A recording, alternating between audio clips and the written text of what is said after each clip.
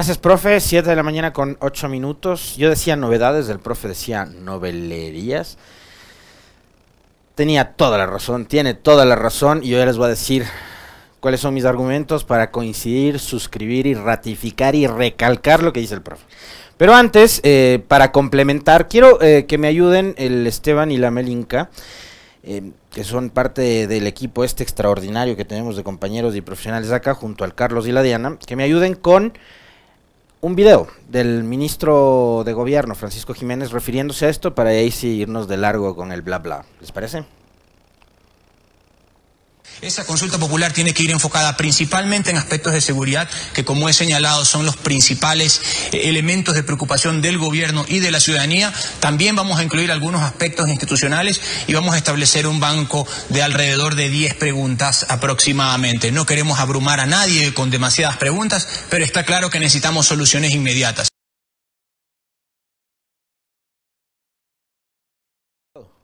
Ya, ok. Buenísimo. A ver, voy a buscar algo por acá también como para complementar el material que me pasó la Meli.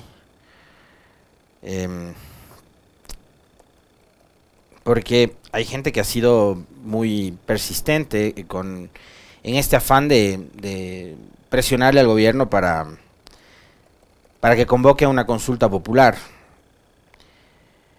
¿Te puedo pedir un favor, Esteban? ¿Podemos repetir nuevamente el video del ministro?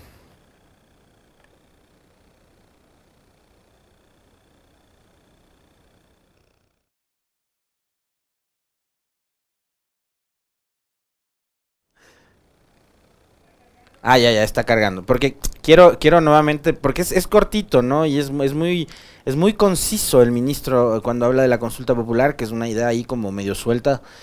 Pero al final dice algo que a pesar de que son dos palabritas, pero es súper potente lo que dice al cierre el ministro Jiménez, ¿no? Ahí vamos.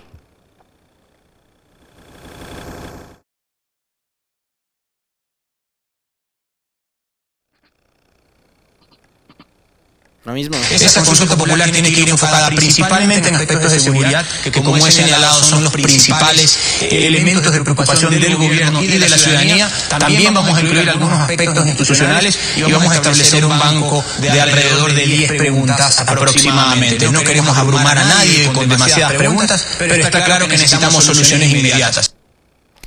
Ya, esa última frase. El profe, ¿por qué se ríe, profe? ¿Qué le pasa? No sé así. Por nada. Bueno, soluciones inmediatas, dice el ministro. Oh, por supuesto, ministro, obvio que necesitamos soluciones inmediatas. Si lo que queremos es que nos dejen de matar, porque los sicarios no están, ellos no matan a plazos, ellos matan corriente, matan ellos, no matan en diferido. Ellos van, ponen una bomba en una casa, en un carro, en un espacio público, y se bajan 5 vidas, 10 vidas, 20, las que quieran. Las del fin de semana fueron 5. Los criminales, los sicarios, las bandas delincuenciales no matan en diferido, ministro, ni a plazos, matan ese rato. Entonces es obvio que se requieren medidas urgentes. El problema es que ustedes, que tienen además la capacidad de tomar esas medidas urgentes, no lo hacen. Necesitan una consulta popular para solucionar los problemas de seguridad de este país. A mí me parece que ese es un argumento realmente ridículo. Por cierto, ridículo creo que es la palabra de la semana, la he usado tantas veces en lo que va de esta semana. Hoy jueves, ¿no? Hoy es jueves, el mejor día de la semana. Por eso vine en moto y obvio, por eso aproveché que estaba haciendo sol. Hoy es jueves de salida en moto, ¿viste? El Esteban, que está desesperado por comprarse otra vez una moto. Es urgente, por supuesto que es urgente, pero son ustedes los que tienen la capacidad de tomar decisiones urgentes, ministro. Pero lo que pasa es que van a esperar todo el tiempo del mundo, que es lo que toma una consulta popular, para preguntar a los ciudadanos. ¿Y qué nos van a preguntar? ¿Está usted de acuerdo o no en que le pongan una bomba a terroristas en su barrio? ¿Está usted de acuerdo o no en que se combata contra la delincuencia? O sea, ¿qué van a preguntar sobre el tema de seguridad? Que que ustedes no puedan hacerlo por una decisión política urgente, inmediata, como usted mismo lo ha dicho, sin necesidad de venir a estar consultando a los ciudadanos y sin necesidad de recorrer todo lo que se necesita en tiempo, en recursos, ya, para llegar a una consulta popular. Si son medidas urgentes, tomen decisiones de una buena vez. La misma cantaleta de los últimos días. Ustedes ya hasta se van a aburrir, van a decir ya, o sea, usa otro argumento, pero es que a mí me parece que es el argumento además más potente. El presidente en abril ofreció 1.200 millones de dólares solo para la policía y para la seguridad. Bueno, ¿cuántos de esos 1.200 millones ustedes han transferido, ministro? Si dice que es urgente resolver los problemas de seguridad en este país, con lo cual, además déjeme decirle, estoy totalmente de acuerdo con usted,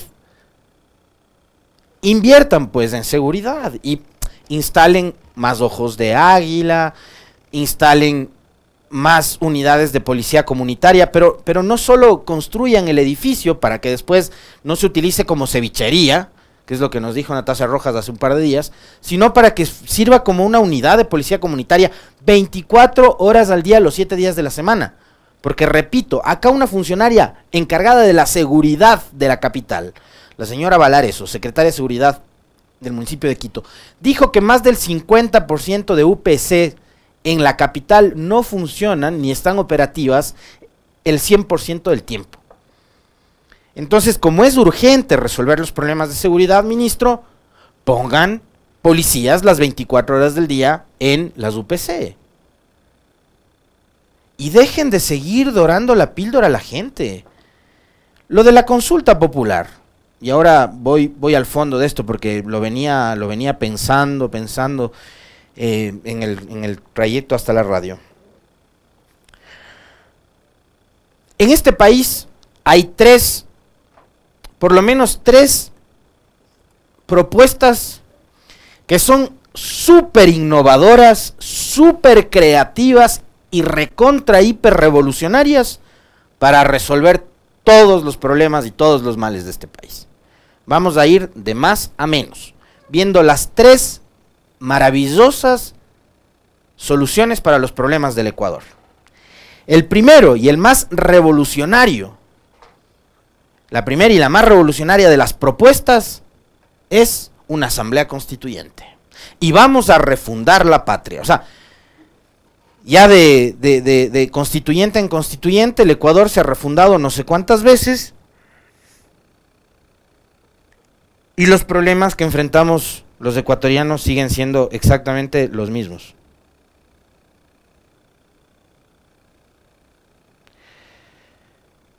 Los problemas de los ecuatorianos siguen siendo exactamente los mismos.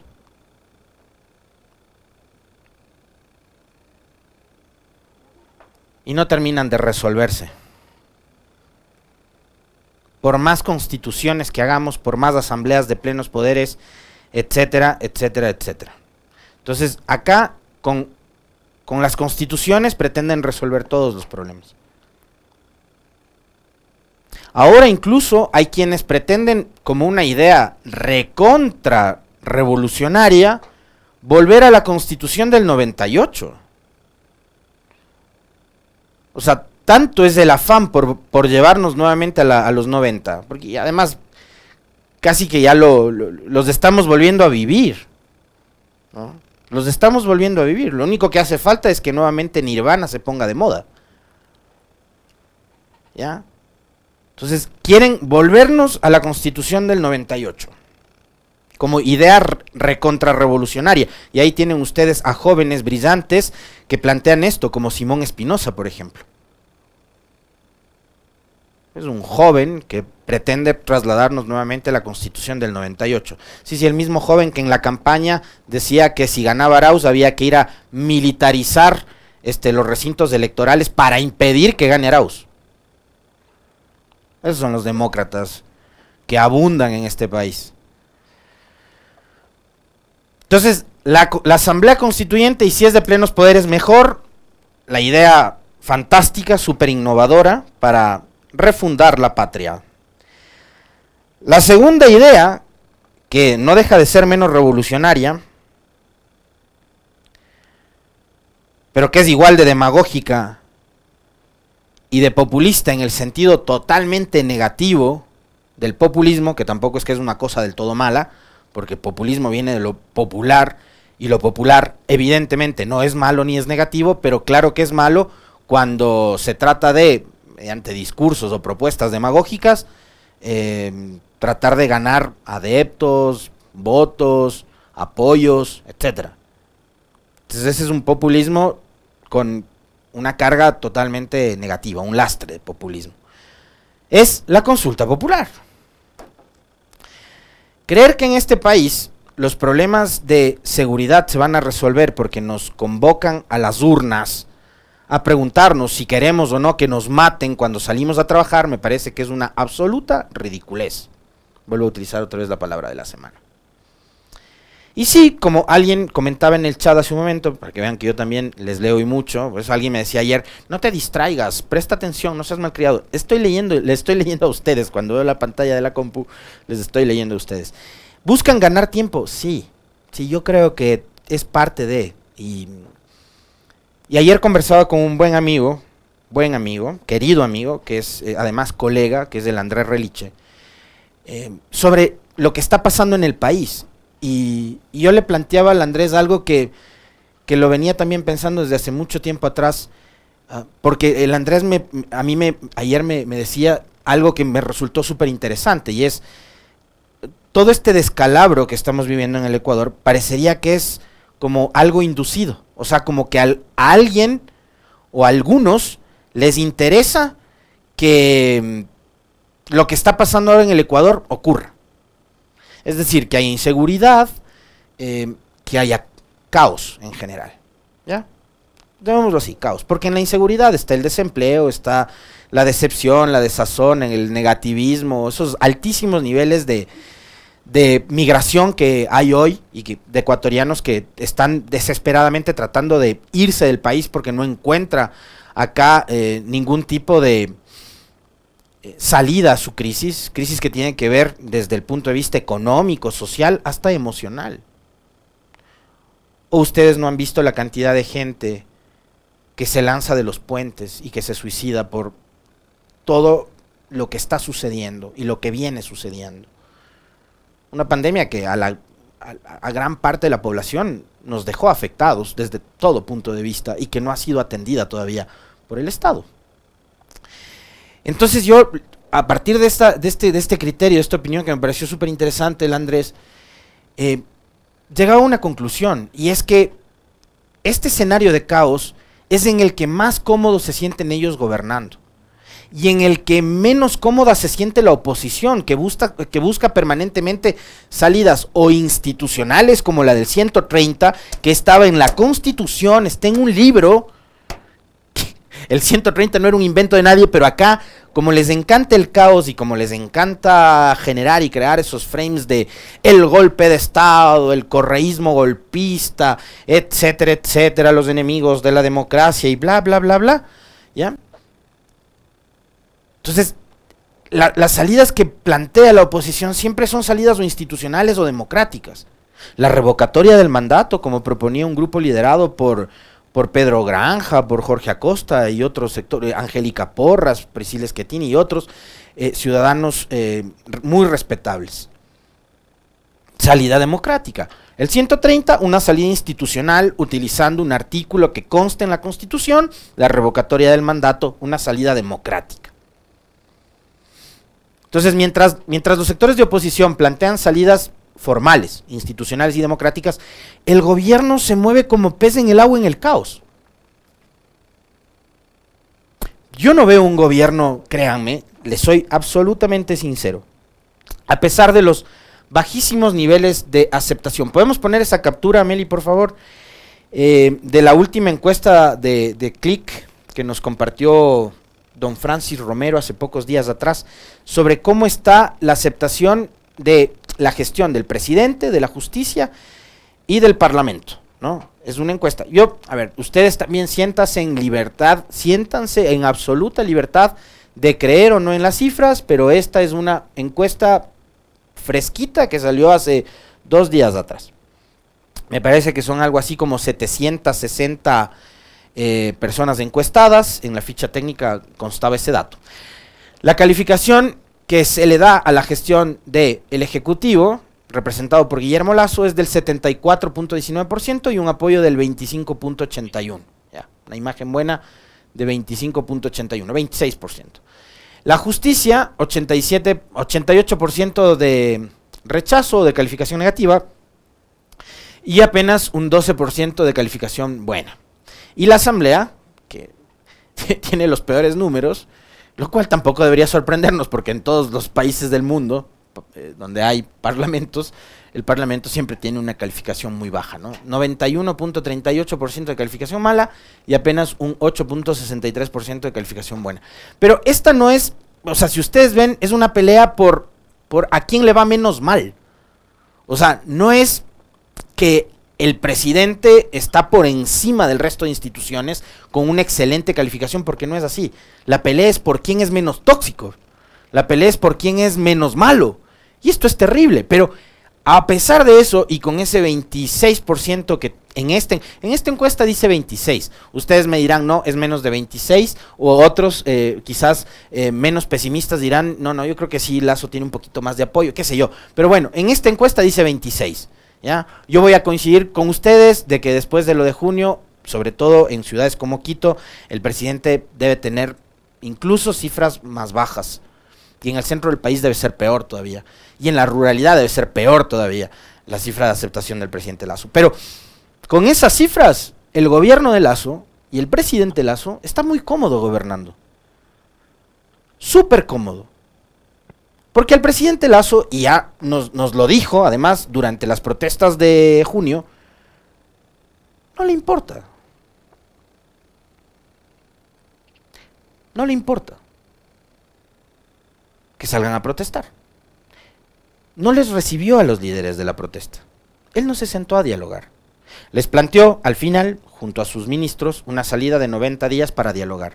Yo soy el menos optimista con respecto al resultado de esos 90 días. Para mí esos 90 días, y se los dije hace algunos días atrás, son una suerte de engañabobos.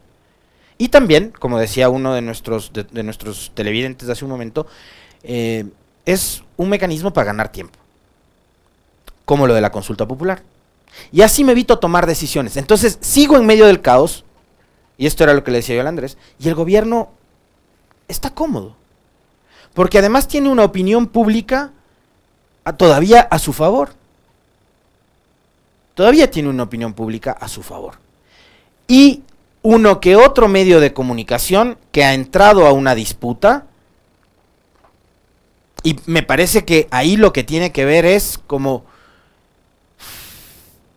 cuando empiezan a hablar del tema del caso Danubio, de la corrupción en las aduanas y cosas por el estilo, más allá de que yo sí espero y aspiro que la justicia se ponga a investigar y que determine cuáles son los grados de responsabilidad de los funcionarios o exfuncionarios ad honorem, ¿no? Estos que dicen que no ganaban sueldo y que entraron por puro patriotas al gobierno a colaborar. Vamos a ver, ¿quién hace cosas gratis en esta vida? Nadie hace nada gratis. Entonces no cobraban sueldo, pero vean que vendían cargos públicos, por los cuales pedían $2 millones, $3 millones, 1.5, etcétera, ¿no? Ojalá algún rato la justicia investigue y determine si es que en realidad hubo o no el cometimiento de ese tipo de delitos. Y si hay responsables, pues los responsables paguen, ¿no? Pero ya vieron ustedes el otro día que como son además tan amigos del poder, se excusaron de asistir a dar sus declaraciones a la convocatoria que había hecho la justicia. Son tan poderosos que ningunean a la justicia y si no me da la gana, no voy y no doy mis declaraciones. Entonces, en medio de todo ese caos, uno que otro medio por ahí ha salido a hablar. Pero son medios que, como conversábamos ayer con Javier Lasso, forman parte de un sector político y económico que también tiene intereses y que probablemente son intereses muy similares o parecidos a los que tiene el presidente de la República. El presidente es banquero. Y recuerden que hay un banco público que quieren rifar, que es el Banco del Pacífico. Y hay banqueros que también en la sierra, dueños de canales de televisión, no solo de canales de televisión, de medios de comunicación, de revistas, de portales digitales, de un canal, etcétera, etcétera, etcétera, que también están interesados en comprar el Banco del Pacífico. Entonces están en una disputa abierta. Como el ejemplo que planteaba ayer Javier Lazo, ¿se acuerdan de la pelea entre los Isaías y Fidel Egas en su momento? Que se hizo pública, porque ponían a pelear a los equipos periodísticos de TC y de Teleamazonas. Hoy se está replicando algo similar. ¿O ya se olvidaron acaso que durante ese evento de abril en donde el presidente nos dijo desatinadamente que había que dejar de utilizar las mascarillas porque ya el Ecuador se había convertido en uno de los pocos países del mundo en que le venció al COVID, supuestamente? Esa noticia de la mascarilla pasó a segundo plano cuando el presidente abiertamente entró a confrontar con Fidel Egas.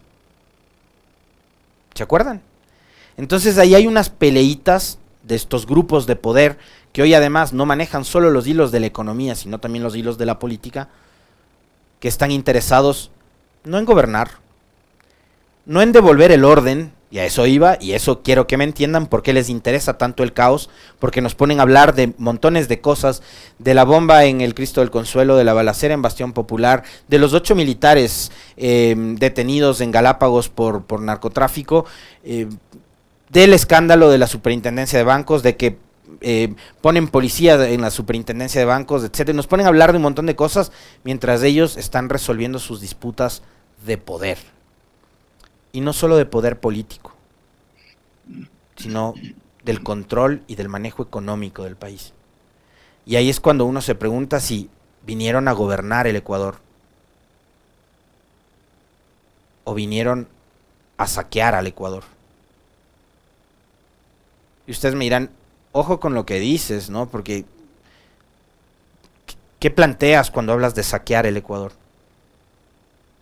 El Banco del Pacífico es un banco que durante mucho tiempo administrado por el Estado fue una entidad eficiente.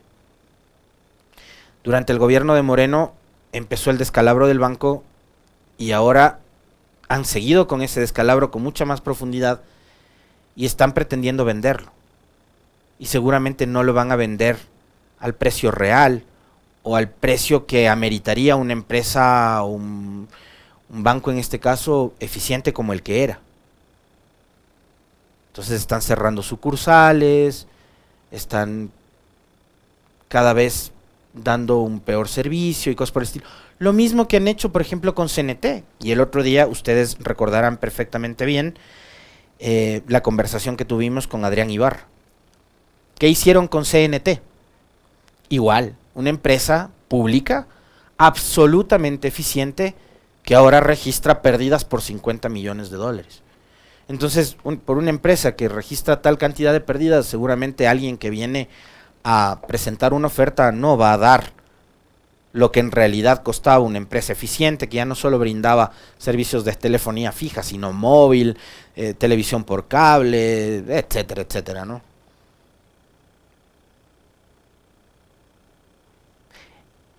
¿Y por qué digo saquear?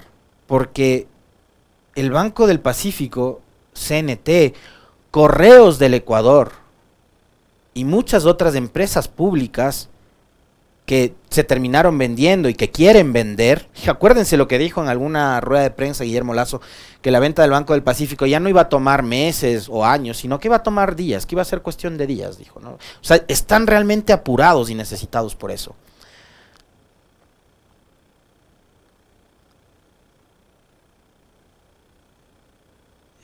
Son parte del patrimonio público. Es decir, el Banco del Pacífico, CNT, las hidroeléctricas, son de ustedes, son nuestras, son de los ecuatorianos. Y llega un gobierno que dice, el Estado no tiene por qué administrar una telefónica, que además servía para regular un mercado que obviamente es copado por empresas privadas, monopolios casi, de un sector súper importante que es la telecomunicación, que además genera miles de millones de dólares utilizando un patrimonio de todos los ecuatorianos, que es el espectro radioeléctrico. Para pensarlo, ¿no? Y la última gran idea revolucionaria para solucionar todos los problemas del Ecuador son las famosas comisiones de notables, ¿no? Entonces, Constitución, consulta popular, comisión de notables. Entonces, acá un consejo transitorio para institucionalizar el país. Ustedes saben cuál es el resultado del paso del transitorio liderado por Trujillo en el Ecuador. Consulta popular para solucionar los problemas del país. ¿Sí se acuerdan cuál fue la última consulta popular que vivió el Ecuador? La que dio nacimiento al Trujillato. La del 4 de febrero del 2018. Esa fue la última consulta popular. Que entre otras cosas, lo que hizo fue bloquear la posibilidad de que políticos profesionales sigan en política. Que esa es una de las cosas más absurdas de esa consulta popular, perdón. Impedir que una autoridad de elección popular, pero más todavía un legislador, ya sea en el ámbito parlamentario nacional o local, un concejal, pueda optar por una reelección. A nivel ejecutivo podemos sentarnos a discutir si es o no pertinente que un presidente pueda reelegirse. Perdón, voy a hablar con propiedad, pueda postularse a la reelección.